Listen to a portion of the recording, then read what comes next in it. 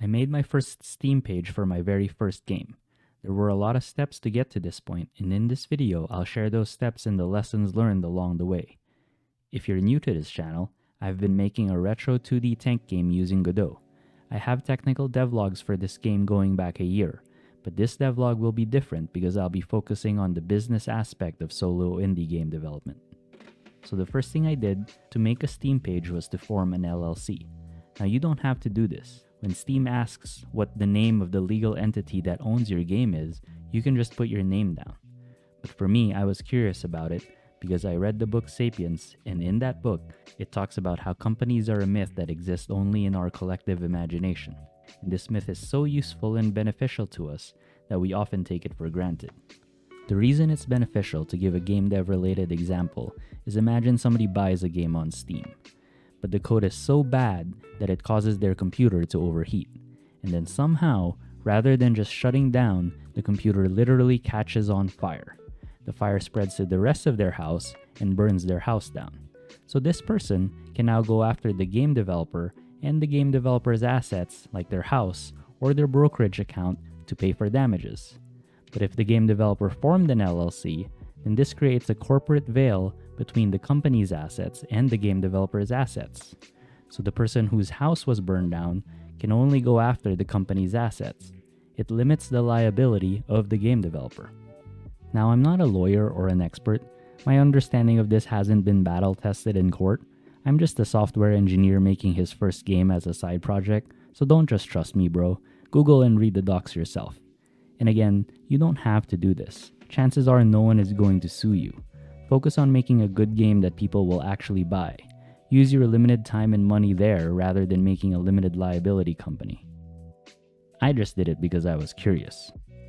Having said all that, if you choose to form an LLC, I think the best way to do it online is with Northwest. There's other companies that you can use like Busy or Rocket Lawyer or Stripe Atlas if you really want to pay a lot of money and be like the cool kids. You can also just do it yourself by going to your state's website and just filling out the forms. But I really like the privacy that comes with using a registered agent. And Northwest has a commitment to privacy, so at least they say it. Their form also doesn't have any fear-based dark patterns, which I appreciate. As far as what state to form your company in, there's a lot of companies that are formed in Delaware, and there's multiple reasons for that. The question you have to ask yourself is, do you plan on raising money from outside investors? If the answer is yes, then you probably should pick Delaware. As for me, I just picked my home state, just to keep it simple. The other call out here is the name of your company. It can be anything, but you have to make sure that it's not taken, so you should use the search function of the state that you're going to form it in to make sure that it's not taken. And you also have to have the word LLC in it, or you can spell it out, limited liability company. Now, as far as the comma, you can choose to have it or not have it, but I chose to have it. If you want a step-by-step walkthrough of how to fill out that form, there's a YouTube channel called Startup 101, and he has a video that does exactly that. It's pretty useful. What's more useful is that he has a link in his description that takes a big discount out of the filing fee. Using this link, I was able to get the total to $139 from $325. I'll put that link in the description below. Finally, I don't think it's worth paying for expedited processing, even though it says 7 days and you can pay $75 extra to get it down to 3 days. In my experience, it only took 1 day. Obviously, your mileage may vary with this one, but I don't think it's worth it and you should just get the cheapest one. After I got my LLC, the next thing I had to do was file this beneficial ownership information report. It's a new thing for 2024, and I paid Northwest $9 for their filing service. But this is the official website to do it yourself, and looking at it now, it's really simple. If I could do it again, I would save my $9 and just do this all myself. Then I got an employee identification number. This is like a social security number for your business. This one I'm not entirely sure is necessary because I wasn't able to use it in my Steam Tax Interview, more on that later, but I did use it for my business bank account application. In any case, it's completely free to get and it only took me 10 minutes by going to the irs.gov website and just doing it myself online. Again, if you want a walkthrough let's play of this form, then the Startup 101 guy has a video walking through the entire form. Then I applied for a business checking account. The reason for this again is the corporate veil. In order to keep this intact, it's important to separate business and personal finance. So for me, moving forward, anytime I have an expense that's strictly game dev related, for example, the Steamworks app fee, I'm going to use the funds in my business checking account to pay for it. Nerdwallet.com has a nice comp table of business checking accounts.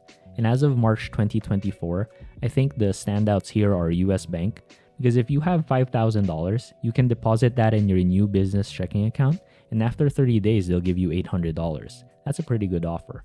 The other standout, in my opinion, is Grasshopper Bank, because they give you unlimited 1% cash back on debit card purchases, and that's who I ended up going with. The process takes several days from application to the funds being available, so make sure you account for that in your timeline. Finally, after that long journey of reading forms and sending applications, I joined Steamworks. The tax interview that I got as somebody who lives in the United States and formed a single-member LLC was essentially a web-based W-9. Now, if you did the same thing that I did, then it's important to note that you should use your own name in the name field of the tax interview and use your own social security for the taxpayer identification number, because this is actually the instructions of the IRS for people who are in this situation. As for making the store page itself, I did this course How to Make a Steam Page by Chris Zukowski, and it's okay. He did a study where he watched a bunch of people shop on Steam, and then he draws all of his conclusions based on that. If you want the abridged version of the course, you can watch this How to Market Your Game on Steam by No Clip Crew. It has Chris Zukowski, and I think he goes over all the key points in the course in this video. The part that took the longest time were these capsules that are required. The advice on the internet is to just pay a real artist to do it for you. I did it myself because I actually enjoy doing pixel art even though I'm not very good at it. It's so different from my day job as a software engineer. I think it exercises a different part of my brain, which I enjoy. So that's what I did to make a Steam page for my first game. If you have any questions, you can write it as a comment below. I'll try to answer it even though I'm not an expert. I'll just answer it to the best of my understanding. Oh, and you should wishlist my game on Steam if you found this video useful or entertaining and you want to help out. In any case, thanks for watching. Goodbye.